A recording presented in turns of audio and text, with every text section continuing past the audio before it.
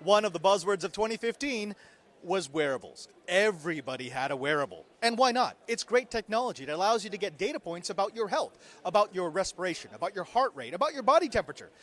But a Fitbit can be a little cumbersome. An Apple Watch can be a little bit expensive. And all of that tech doesn't work unless you've actually got it on your body. So what about a wearable that you don't have to wear? I'm here taking a look at the Cocoon with Ruby, who's going to explain why the next thing in health doesn't need to be on your body at all. Ruby, what is this? Hey, so this is Cocoon Cam. It's the first smart video baby monitor to detect your baby's heart rate, respiration, and skin temperature without ever touching your baby.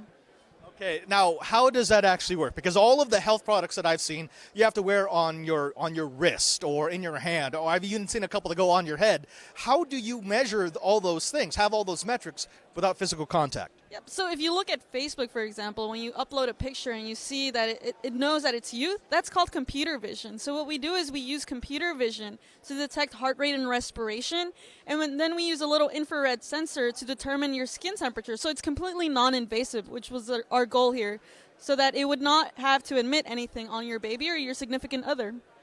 This is the kind of technology that I could really see being the future, because you've got a single product right now, and this is a very interesting prototype, but if you were to deploy this around your house or around your office and combine this with tracking software, you now have the ability to do real-time status updates on people's health as they move throughout the day. And you don't just get a snapshot of what they're doing, you get to see a long-term view of how their health progresses through the day. Tell me, what gave you the idea of making the Cocoon Cam? Yeah, so my co-founder Siva had his daughter Lena, and he purchased a video camera, but he couldn't tell that she was okay when she was sleeping.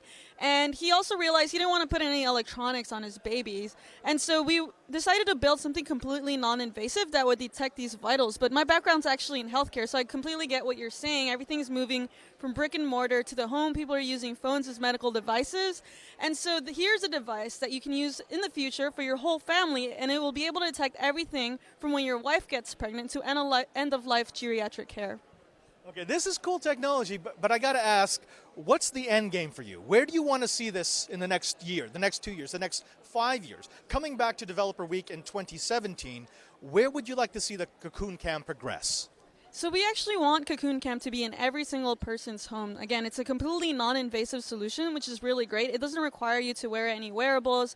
It just handles the data for all of your family. Now, what we realized is that our innovation is actually in the software, so we can use almost any off-the-shelf camera, which makes it a lot more accessible for anybody that owns a camera. So in the future, we hope to build a platform so that we can be the brain behind all of those cameras, and everyone will have access to it in their home. That's very, very cool. Now, if our audience wanted to find out more about your technology, more about the camera, more about where you are in the development, where can they go? So they go to www.cocooncam.com. That's COCOONCAM.com.